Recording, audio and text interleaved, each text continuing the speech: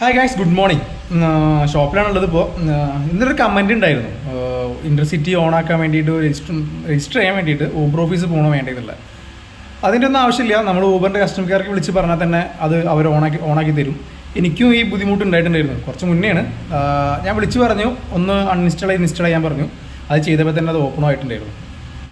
പിന്നെ ഇന്നലെ ഇൻഫോ പാർക്കിൽ 1 അവറിൻ്റെ മേലെ 50ഓളം പേര് ഊബറിന് വെയിറ്റ് ചെയ്തു, കിട്ടിയില്ല എന്നൊക്കെയുള്ള ഒരു കമൻറ്റ് കൂടി ഞാൻ കണ്ടു.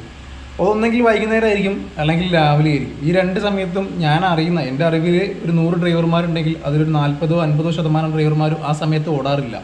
അത്രയും ബ്ലോക്കാണ്. പിന്നെ ബ്രോ പറഞ്ഞ മാതിരി 4.7 കിലോമീറ്ററിന് 17 മിനിറ്റ്, അതൊക്കെ ചുമ്മാ എന്നാണ്. ആ സമയത്ത് ഞാൻ ഓടിയിരുന്നതാണ്. ഓടിയിട്ട് എനിക്ക് മടുത്തിട്ടാണ് ഞാൻ നൈറ്റ് ഓട്ടാക്കിയത്. എങ്ങനെ വന്നാലും 3/4 മണിക്കൂർ 1 മണിക്കൂർ പിടിക്കും. അത് ഊബർ ഓടുന്ന എല്ലാവർക്കും അറിയാം, ഈ വണ്ടി വിളിക്കുന്ന ഒട്ടുമിക്ക പേർക്കും അതറിയാം. അതൊന്ന് ചെക്ക് ചെയ്താൽ മതി.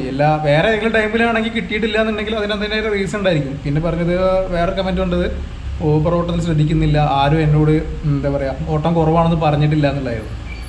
എൻ്റെ കാര്യം എനിക്ക് പറയാൻ പറ്റുള്ളൂ. എനിക്ക് ഓട്ടം കുറവാണ്. ഞാൻ നൈറ്റാണ് ഓടുന്നത്, പകൽ ഞാൻ ഓടുന്നില്ല.